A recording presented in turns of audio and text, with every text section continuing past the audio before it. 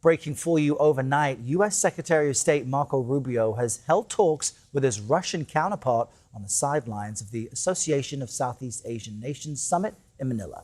According to the State Department, the pair discussed relations between Washington and Moscow, as well as the need to end the war in Ukraine. Speaking earlier, Rubio said he stood ready to play a positive role in ending the war, but acknowledged it won't be easy. In order to end this war, will require something that both Russia and Ukraine can agree to.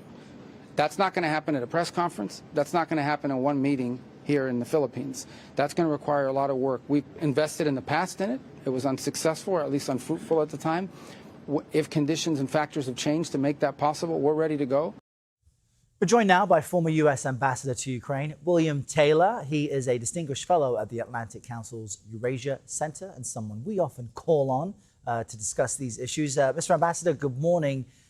We're hearing a more hopeful tone from the U.S. Secretary of State, but from what you've seen, has anything really changed diplomatically or tactically on the battlefield that suggests Ukraine or Russia are ready to make a peace agreement now?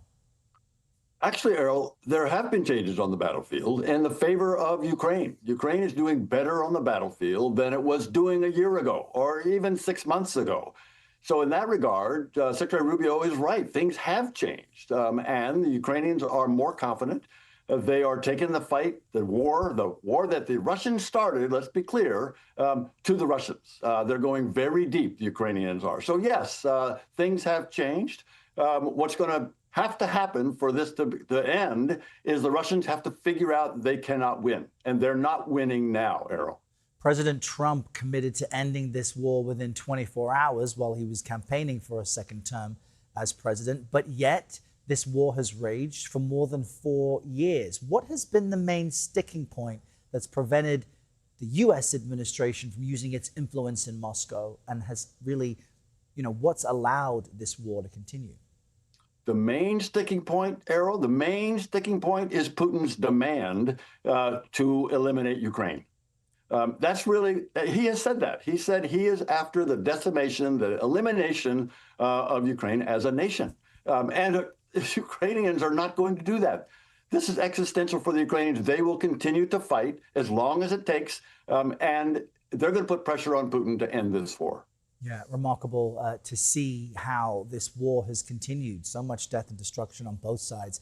Mr. Ambassador, I also want to ask you about the other major news item we've seen this week, which is the U.S.'s interest in helping Saudi Arabia develop its own nuclear program. They say it won't be for weapons.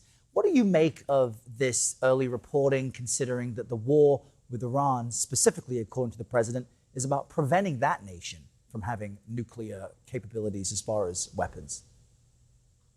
Well, you're right, Errol. The concern about more nations having nuclear weapons is real.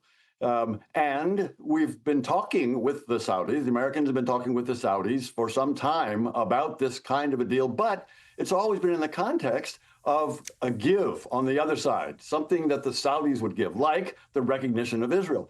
It is not clear that that part of the deal has been discussed. All right, Ambassador William Taylor, we appreciate you speaking about these important issues. Thanks for being with us this Thursday. Thank you, Errol.